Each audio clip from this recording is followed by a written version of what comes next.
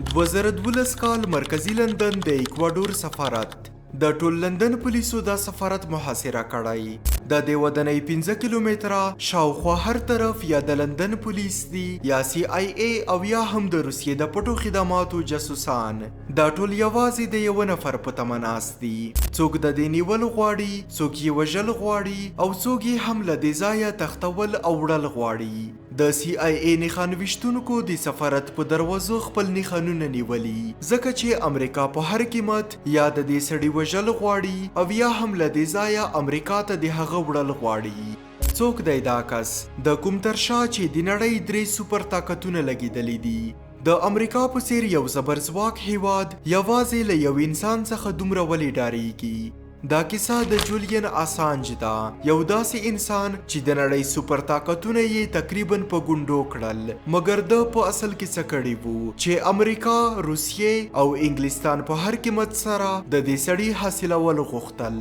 راځئ پوهیږو د دې سوال په ځواب باندې د انفارمیټیو پښتون چینل په دغه ویډیو کې جولین اسانج په 1901 کال په استرالیا کې زیږیدلی او یوازې په 14 کلنۍ کې یې د نړۍ د دریو غوره ادارو ډیټا هیک کړې وه ناسا پینټاګون او لاک هډ مارټن یعنی د امریکا تر ټولو لویه د جنگي الوتکو جوړونکې کمپنۍ د هیکینګ په دنیا کې هغه د منډاکس په نوم یادېده په 1991 کال کې اسانج د کاناډا د مخابراتي شرکت د معلوماتو د هیک کولو په تور ونیول شو او د 2 کالو لپاره زندان ته ولېږل شو په 1993 کال کې له خوشي کېدو وروسته اسانج د ملبورن په پوهنتون کې د کمپیوټري پروګرامونو او ریاضیاتو په برخه کې د زده کړې داخله واخیسته او بیا اسانج د راتلونکو 12 څخه تر 14 کلونو پورې ډېر له پامه وغورځول شو خو بیا یې په 2006 کال په 15 کلنۍ کې یو ویب سایټ جوړ کړ چې د نړۍ د ځواکمنو اشخاصو لپاره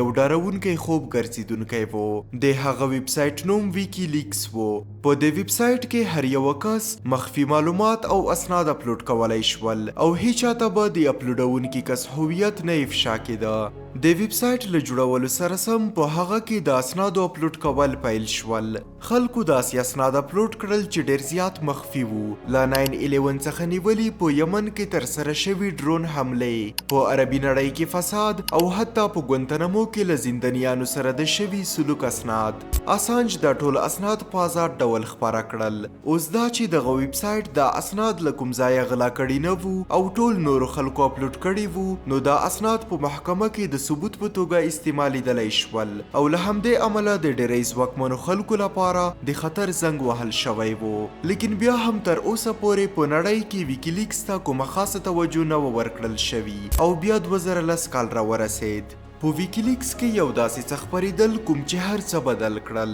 په 2010 کې په عراق کې موجود یو 22 کلن د امریکایي پوځ تحلیلګر چیلسی مینینګ 2000 صفحې پټ اسناد د امریکا د پوځ له کمپیوټر څخه ډاونلوډ او په ویکیلیکس کې یې خپاره کړل blasting the release of over 90,000 US military records on the war in Afghanistan. WikiLeaks.org, a whistleblower website, has published what it says are nearly 92,000 official U.S. documents of raw data on the deaths and casualties collected over the past 6 years. دا د امریکایي تاریخ تر ټولو غټ رازونه وو په دې کې دا لیکل شوي وو چې امریکا په کوم هیواد باندې څنګه حمله کوي د ځمکني سیاست ډیپلوماسي څنګه کاروي او د هغه استخباراتي ادارې څنګه کار کوي په دې اسنادو کې هغه حملې هم ذکر شوي وي چې امریکایي پوځ د عراقیانو په کورونو کړي وي په دې اسنادو کې ذکر شوي وي هغه په زرګونه عراقي کورنۍ کومې چې امریکایي پوځ یوازې د شک لرلو په تور اختطاف یا هم وژلي وي په دې اسنادو کې یو ویډیو هم وه یو داسې ویډیو کومه چې یې زه دلته نشم خپرولی کنه یوټیوب به دا ویډیو ډیلیټ کړي مګر تاسو یې انلاین پیدا کولی شئ په دې ویډیو کې دا ښودل شوي چې څنګه یو عراقي کورنۍ چې 3 ماشومان هم پکې دي د امریکایي هلیکوپټر لخوا په ډزو ویشتل شوي تاسو به باور ونه کړئ مګر په اصلي ویډیو کې تاسو د هلیکوپټر پیلوټ د خندا په حالت کې لیدلی شئ د هغوی لپاره د بېګناه انسانانو وژل د یو گیم په څیر وو په څو ساعتونو کې دا ویډیو وایرل شوی وه په هره ټولنیزه رسنۍ اخبار تلویزیوني چینل او هر ځای کې د همدې خبرې وې مګر دا ویډیو په سمندر کې د یوه څاڅکي غوندې وه د پټو رازونو رازونو یو داسې سمندر چې په کوم کې د امریکایي پوځ ډېرې کارنامې وې. راتلونکې ورځ په ویکیلیکس کې ځینې نور پټ اسناد هم اپلوډ شول، په کوم کې چې لیکل شوي وو چې د عراق په جنگ کې 15,000 انسانان بېګناه ووژل شول. امریکا اوس غوښتل چې د دې رازونو د افشا کېدو مخه ونیسي. په پینټاګون باندې اور بل شوی و. د جولین اسانج ویب سایټ اوس یوازې د هیکینګ یو کوچنی ویب سایټ نه و، هغه اوس د ټولې نړۍ د توجه مرکز ګرځېدلی و.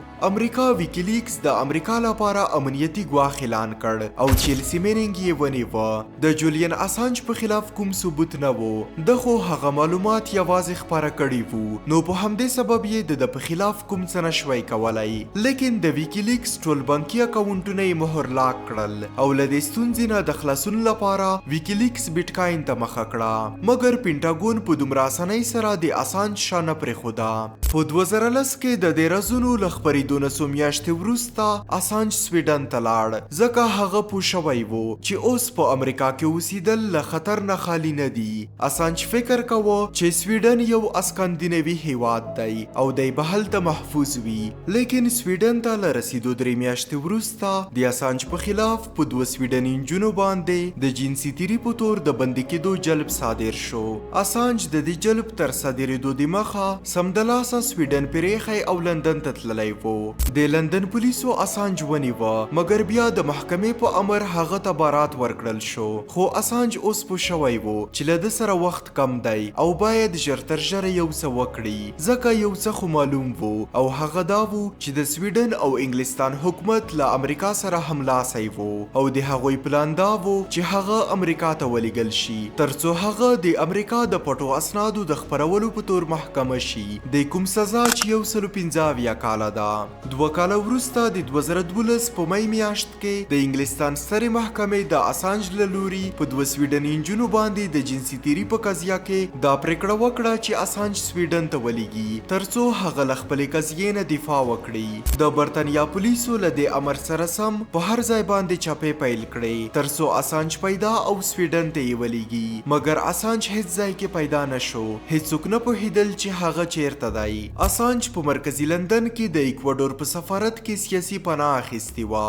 هغه پوهېده چې سفارت یوازینی ځای دی چیرې چې هغه هیڅوک نشي نیولی. ویل کېږي چې روسي استخباراتو هغه ته د دې پناه په ورکولو کې مهم رول لوبولی و او لارښوونه یې ورته کړې وه چې دې سفارت ته لاړ شي. په 14 اګست 2012 کې د ایکوادور د بهرنیو چارو وزیر اعلان وکړ چې جولین اسانج ته یې په لندن کې موجود خپل سفارت کې سیاسي پناه ورکړې ده. اوس سفارت ته په زور ننوتل په دې معنا و چې د لندن پولیس به نړیوال قوانین ماتوي، د کومو پایله چې ډیره خطرناکه تمامېدای شوه او له ایکوادور سره یې سیاسي اړیکې هم اغیزمنې کېدای شوې. په همدې سبب انګلستان د ایکوادور سفارت شاوخوا په لسګونه پولیس ودرول ترڅو چې څنګه اسانج بهر ته راوځي نو هغوی یې ونیسي. اسانج ته په سفارت کې یوه وړه کوټه ورکړل شوه په کومه کې چې یو کمپیوټر او وای فای و. له اسانج سره د لیدو لپاره هر څوک د کوچنۍ کوټې ته تلل. راتلونکي 4 کاله اسانج له همدې کوټې څخه ویکیلیکس پر مخ بیوه او پټ اسناد به یې خپرول. اوس 2014 کال راغلی و او ډونالډ ټرمپ د امریکا ولسمشر و. په 9 مارچ 2019 کې اسانج ځینې داسې اسناد خپاره کړل چې له سی آی ای نه یې لار ورکه کړه. د دې اسنادو نوم و کوډ 7. په دې اسنادو کې د سی آی ای ټولې ستراتیژۍ، پټ جاسوسان، د مختلفو هیوادو ولسمشران، له کومو سره چې د سی آی ای اړیکې وې او حتی د سی آی ای تر ټولو خوندي معلومات وو. له غټو خلکو نه لار ورکه وه. د ټولې نړۍ د استخباراتو په ګوته نڅونکي سی آی ای دومره کمزوري وه چې د هغې ټول معلومات خپاره شوي وو. هماغه ډونالډ ټرمپ چې له ټاکنو څخه وړاندې د ویکیلیکس صفتونه کول اوس یې ترې مخ اړولی وو. I know nothing about WikiLeaks. It's not my thing. د سی آی ای وینه په جوش راغلی وه او دا پرېکړه یې وکړه چې اوس په هیڅ حالت کې اسانج نه پرېږدي. له بله پلوه د اسانج هم په سفارت کې د اوسېدو 6 کاله وتلی وو. 6 کاله په یوه کوټه کې د بندېدو په وجه